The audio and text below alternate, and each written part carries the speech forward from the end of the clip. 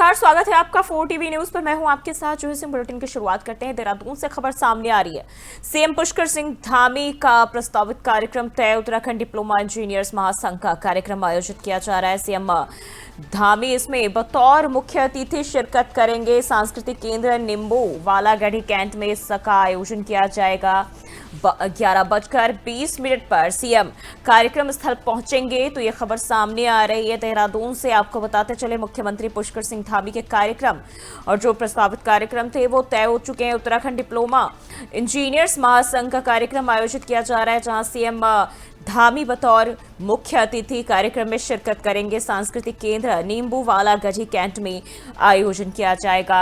11:20 पर सीएम धामी इस कार्यक्रम में शामिल होंगे, यहां पहुंचेंगे। तो सीएम धामी के कार्यक्रम को लेकर ये खबर आपको बताते चले, जहां 11:20 का वक्त बताया जा रहा है, यानी कि अब से थोड़ी देर में कार्यक्रम स्थल पहुंचेंगे और इस दौरान मुख्यमंत्री बतौर मुख्य अतिथि के रूप में शिरकत करेंगे।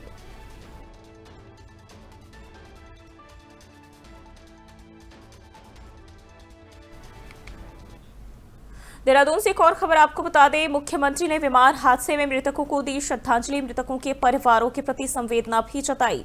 राज्य सरकार करेगी प्रभावित परिवारों की मदद और मुख्यमंत्री ने नागरिकों से संवेदनशील व्यवहार करने की अपील की है। दुर्घटना रोकने के लिए सरकार कदम उठाएगी। तो मुख्यमंत्री पुष्कर सिंह धामी ने मुख्यमंत्री आवास में उच्च अधिकारियों के साथ बैठक के दौरान गुजरात के अहमदाबाद में हुए विमान हादसे में जान गंवाने वालों को श्रद्धांजलि दी है और उन्होंने सभी दिवंगत आत्माओं की शांति के लिए मौन रखकर प्रार्थना की और शोकाकुल परिजनों के प्रति गहरी संवेदनाएं भी जताई। मुख्यमंत्री ने इस दुखद घटना को देश और विश्व के लिए अत्यंत पीड़ादायक बताया है और उन्होंने कहा कि इस हादसे ने सभी को गहरा सदमा पहुंचाया है और इस कठिन समय में राज्य सरकार पूरी तरह से मृतकों के परिवारों के साथ खड़ी है। मुख्यमंत्री पुष्कर सिंह धामी ने आश्वासन दिया है कि राज्य सरकार हर संभव मदद प्रदान करेगी ताकि प्रभावित परिवारों को राहत मिल सके और इस प्रकार की दुर्घटना न केवल प्रभावित परिवारों के लिए बल्कि पूरे समाज के लिए भी भारी क्षति है। मुख्यमंत्री ने सभी लोगों से इस दुख की घड़ी में मृतकों के परिवारों के प्रति संवेदनशील और सहानुभूतिपूर्ण व्यवहार करने की अपील की है और उन्होंने कहा कि सरकार इस तरह की घटनाओं को रोकने के लिए आवश्यक कदम उठाएगी जिससे भविष्य में ऐसी दुर्घटनाओं से बचा जा सके। मुख्यमंत्री ने मृतकों की आत्माओं की शांति और उनके परिवारों को इस कठिन समय में धैर्य रखने की प्रार्थना की है।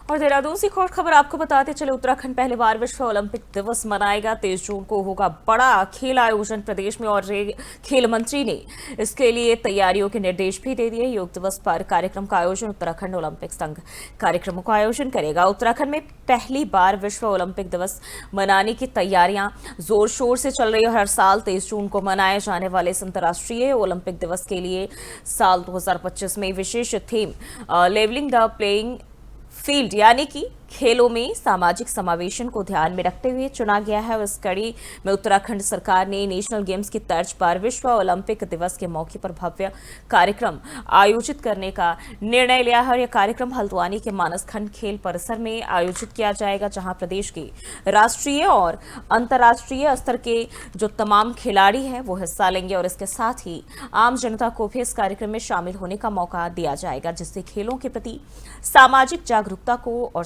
समावेशन को बढ़ावा मिले। उत्तराखंड ओलंपिक संघ के सहयोग से यह आयोजन होगा और विभागीय अधिकारियों को उसकी तैयारियों के लिए आवश्यक निर्देश भी जारी कर दिए गए। वहीं 21 जून को होने वाले योग दिवस के कार्यक्रम की तैयारियां भी पूरी कर ली गई है। खेल निदेशक प्रशांत आर्य ने बताया कि योग दिवस के अवसर पर प्रदेश के सभी खेल परिसरों में खिलाड़ियों और आम जनों के द्वारा सामूहिक रूप से योगाभ्यास भी किया जाएगा और इस पहल से खेल और स्वास्थ्य के महत्व को बढ़ावा मिलेगा और आम जन के साथ साथ खिलाड़ियों में भी योग के प्रति उत्साह बढ़ेगा। उत्तराखंड सरकार का यह प्रयास खेलों और योग के माध्यम से स्वस्थ और समृद्ध समाज बनाने की दिशा में एक महत्वपूर्ण कदम माना जा रहा है।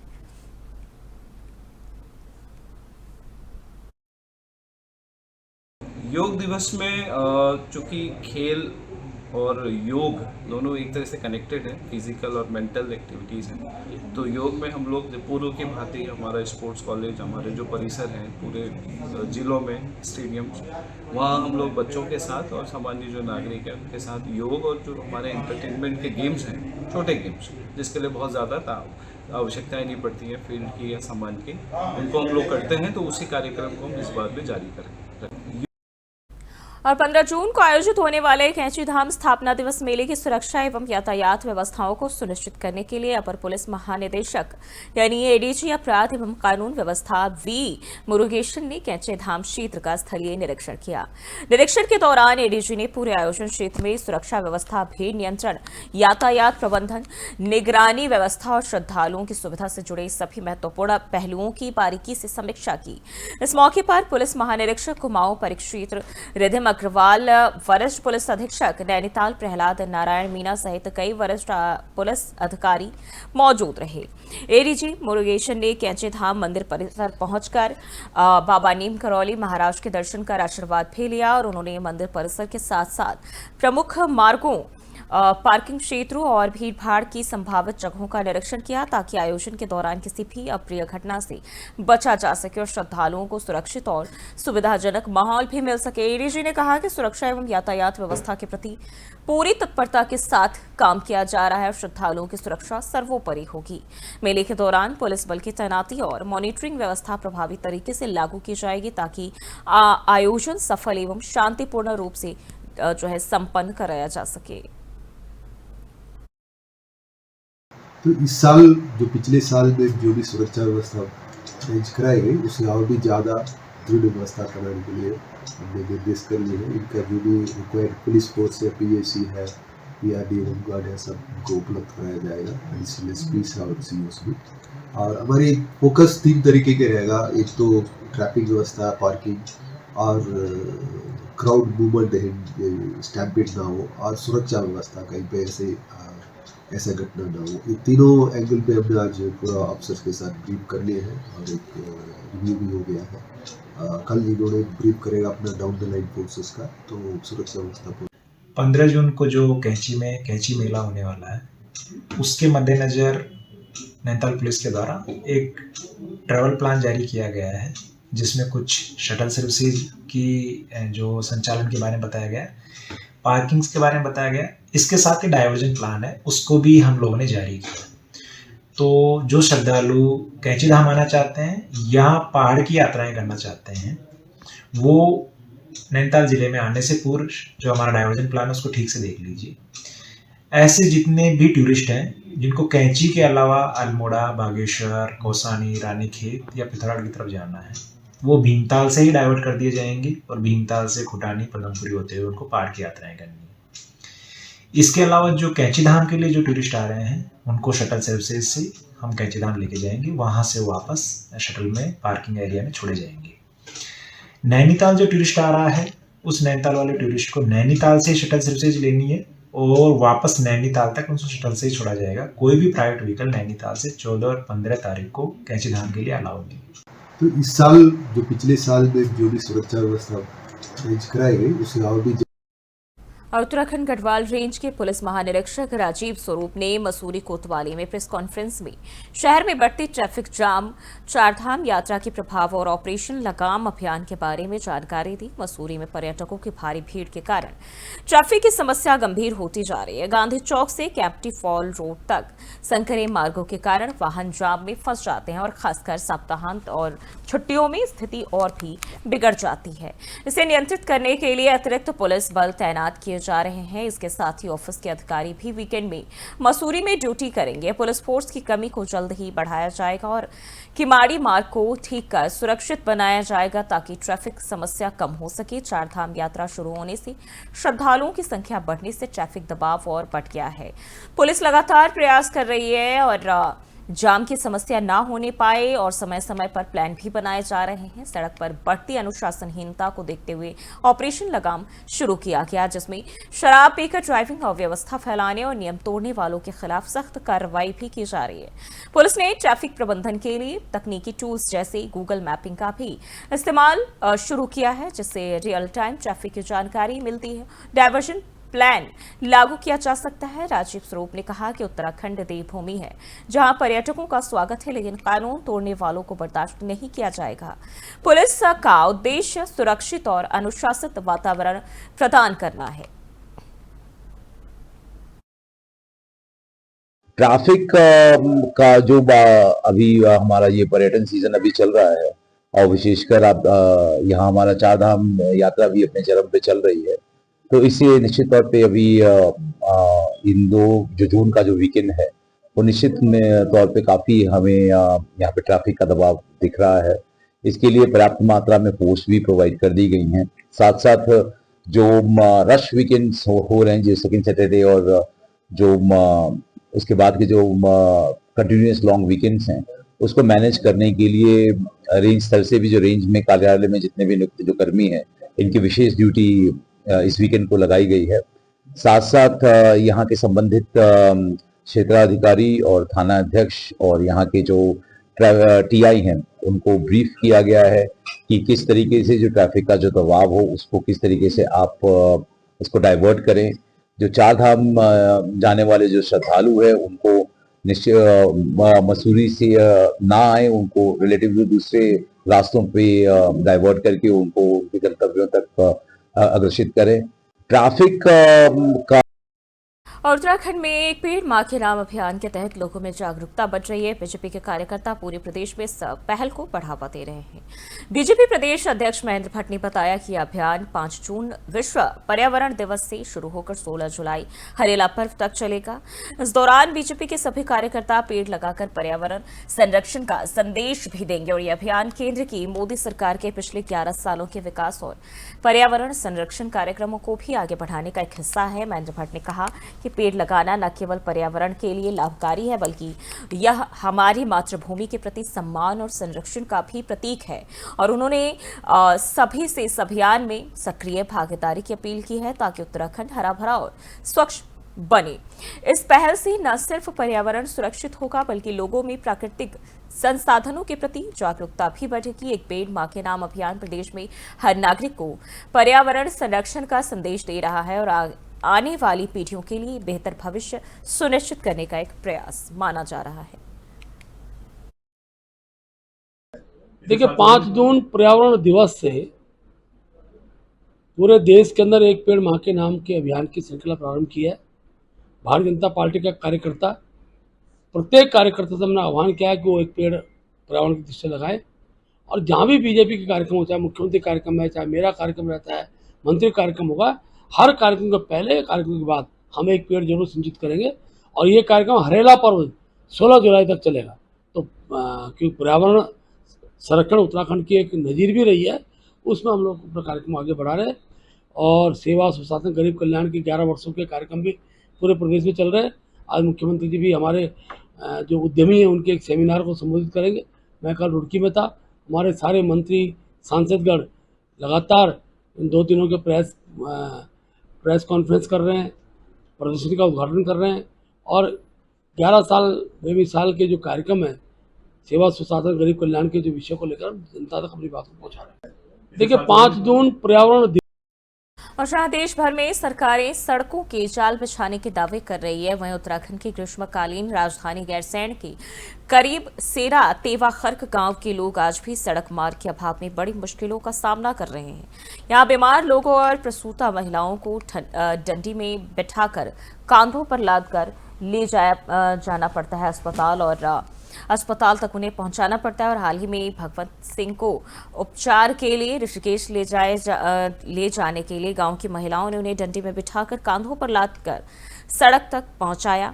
भगवत सिंह की 4 साल पहले मोटर दुर्घटना में गंभीर चोट आई थी और उन्हें समय समय पर अस्पताल जाना पड़ता है। गांव के पुरुष रोजगार के लिए बाहर रहते हैं और इसलिए अधिकांश बीमार और प्रसूता महिलाओं को ही कांधों पर लादकर दुर्गम पहाड़ी रास्तों से अस्पताल पहुंचाना पड़ता है। गांव की निवर्तमान प्रधान हेमा बिष्ट ने बताया कि सरकार सड़कों का दावा तो करती है, लेकिन 21वीं सदी में भी यहाँ लोग आदिकालीन जीवन जीने को मजबूर है। सामाजिक कार्यकर्ता हुकुम सिंह बिष्ट ने बताया कि 2021 में लोनीवे के द्वारा सड़क निर्माण शुरू हुआ था, लेकिन राम गंगा नदी पर पुल के लिए राशि न मिलने से काम रुका हुआ है और इससे गांव के लोगों को भारी समस्याओं का सामना करना पड़ रहा है।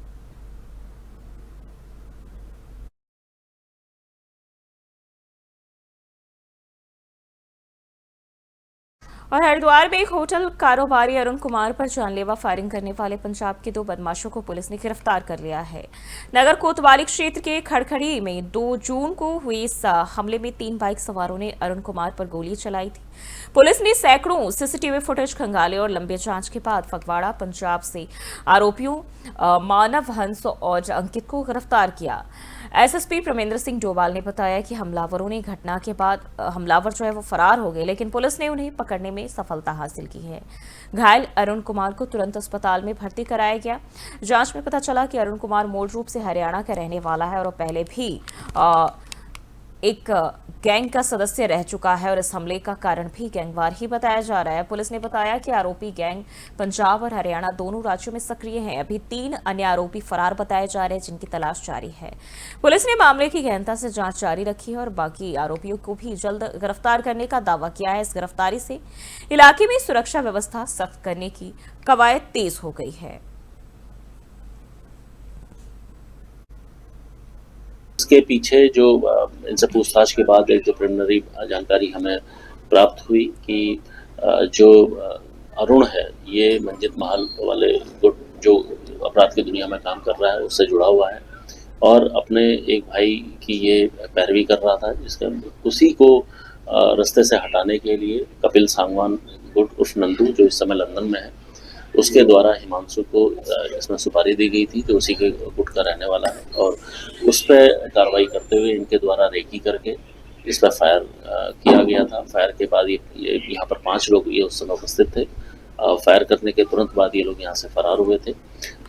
इसमें ये भी दीगर होगा कि ये जो दूसरा गुट है ये नंदूर कपिल सांगवान वाला ये 2 अलग अलग गैंगवार पर ये काम इस समय पंजाब और हरियाणा में गतिविधियां कर रहे हैं। इसके पीछे जो इनसे पूछताछ के बाद एक जो प्रिलिमिनरी जानकारी हमें प्राप्त हुई कि जो अरुण है ये मंजित महल वाले गुट जो अपराध की दुनिया में काम कर रहा है उससे जुड़ा हुआ है और अपने एक भाई। बढ़ते आगे, हरिद्वार के दूधाधारी फ्लाईओवर पर एक बड़ा सड़क हादसा हुआ जिसमें तेज रफ्तार कार ने टेम्पो को जोरदार टक्कर मार दी और इस टक्कर से टेम्पो पलट गई और फ्लाईओवर पर अफरा तफरी मच गई। हादसे का एक वीडियो सोशल मीडिया पर तेजी से वायरल हो रहा है, जिसमें हादसे के तुरंत बाद टेम्पो के पलटने और भीड़ के इकट्ठा होने के जो नज़ारे हैं वो देखे जा सकते हैं और हादसे के बाद कार सवार मौके से फरार हो गए। स्थानीय पुलिस ने घटना की जानकारी मिलने के बाद तुरंत मौके पर पहुंचकर राहत और बचाव कार्य शुरू कर दिया है। सौभाग्य से इस हादसे में किसी तरह की जनहानि नहीं हुई, लेकिन टेम्पो को भारी नुकसान पहुंचा है। पुलिस ने फ्लाईओवर पर ट्रैफिक नियंत्रण के साथ साथ घटनास्थल की जांच भी शुरू कर दी और अब फरार कार सवार की तलाश में छापेमारी कर रही है। स्थानीय लोग और साक्षी पुलिस को घटना के विस्तार से जानकारी दे रहे हैं। अधिकारियों ने लोगों से अपील की है कि वे सुरक्षित ड्राइविंग करें और दुर्घटना से बचाव के लिए नियमों का पालन भी करें।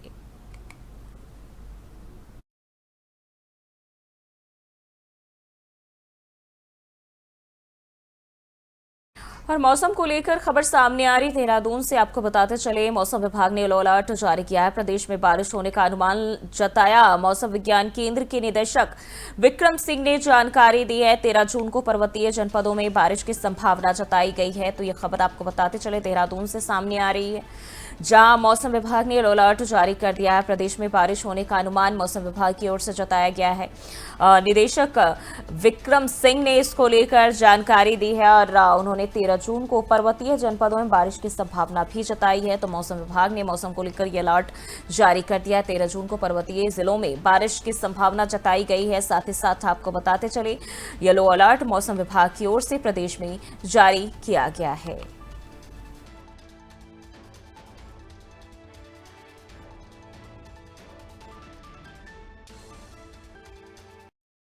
और उत्तराखंड में मौसम का मिजाज अचानक बिगड़ गया है। देर रात से ही पहाड़ी क्षेत्रों में लगातार बारिश हो रही है, जिससे लोगों की परेशानी बढ़ गई है। राज्य के कई पहाड़ी इलाकों में तेज बारिश और गरज के साथ आंधी का भी सामना लोगों को करना पड़ रहा है। मौसम विभाग ने इस बदलाव की पुष्टि भी की और बताया कि बारिश का सिलसिला अगले कुछ घंटों तक जारी रहने की संभावना है। पहाड़ों पर हो रही भारी बारिश के कारण कई जगहों पर पानी भराव और छोटी छोटी नदी नालों में जलस्तर बढ़ गया है, जिससे स्थानीय लोगों में सतर्कता बरतने की सलाह भी दी जा रही है। देहरादून में भी सुबह से मौसम बदलना शुरू हो गया है और अब गरज के साथ बारिश का दौर भी शुरू हो चुका है। लोगों को बारिश के कारण सड़क यातायात में भी दिक्कतों का सामना करना पड़ सकता है। मौसम विभाग ने लोगों से कहा है कि वे जरूरत ना होने पर घर से बाहर ना निकले और पहाड़ी इलाकों में रह रहे लोगों को सतर्क रहने की हिदायत भी दी गई है। वहीं प्रशासन भी प्रभावित इलाकों में राहत और बचाव कार्य के लिए तैयारियों में जुटा हुआ है और इस बारिश से जहां किसानों को राहत मिलने की उम्मीद है, वहीं अचानक आए इस मौसम ने जनजीवन प्रभावित कर दिया है।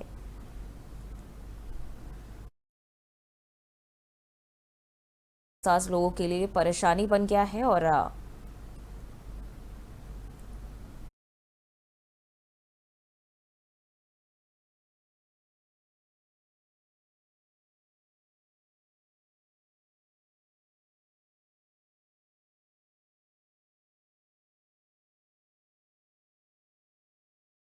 दुनिया में रुपया सबसे बड़ा है और बाकी रिश्ते इसके सामने कुछ भी नहीं। और इस रेस में अमेरिकी राष्ट्रपति डोनाल्ड ट्रंप काफी आगे निकल चुके हैं, क्योंकि अमेरिकी राष्ट्रपति डोनाल्ड ट्रंप की विदेश नीति का प्रमुख आधार रुपया यानी कि आर्थिक लाभ बनता जा रहा है।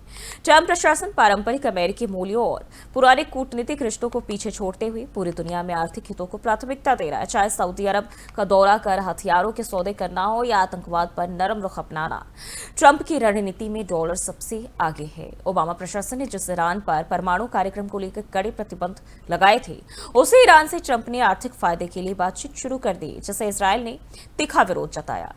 और यही नहीं, टैरिफ वॉर के जरिए ट्रंप ने चीन समेत कई देशों के साथ व्यापारिक युद्ध छेड़ दिया है। दक्षिण अफ्रीका के राष्ट्रपति रामाफोसा, यूक्रेन के राष्ट्रपति जेलेंस्की और इजरायली प्रधानमंत्री नेतन्याहू जैसे नेताओं के साथ भी ट्रंप के रिश्ते बिगड़ते जा रहे हैं। इन विवादों के पीछे ट्रंप की अमेरिका फर्स्ट नीति है, जिसमें केवल अमेरिकी लाभ ही देखा जा रहा है। तो क्या ट्रंप का यह कदम अमेरिका को फायदा देगा या वैश्विक कूटनीति को नुकसान पहुंचाएगा? ये रिपोर्ट देखिए।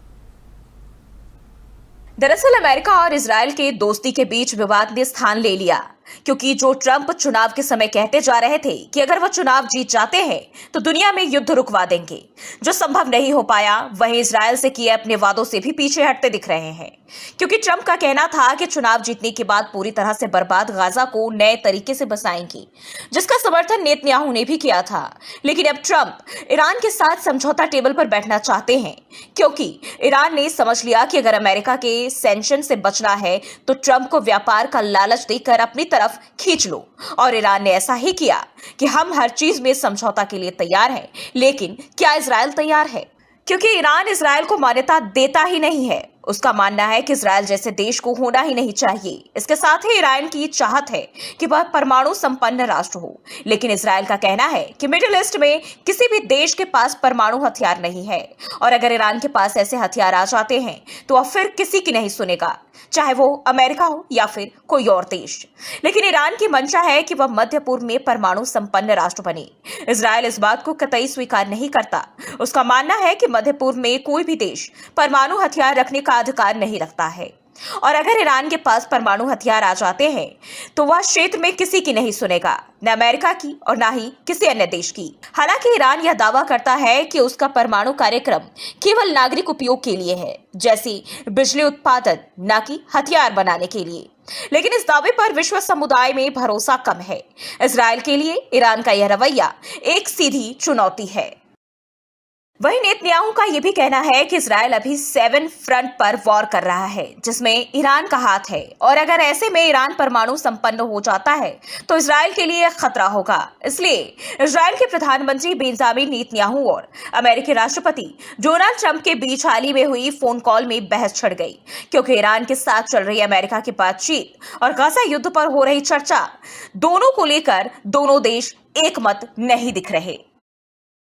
आपको बता दें कि अमेरिकी राष्ट्रपति डोनाल्ड ट्रंप व्हाइट हाउस में वापसी के बाद से आक्रामक दिखाई दे रहे हैं। उनकी बात न मानने वाले नेताओं को उनके गुस्से का सामना करना पड़ रहा है, चाहे वो अमेरिकी नेता हो या दुनिया के किसी भी देश के। पिछले हफ्ते दक्षिण अफ्रीका के राष्ट्रपति सिरिल रामाफोसा के साथ ट्रंप की नोकझोंक हुई।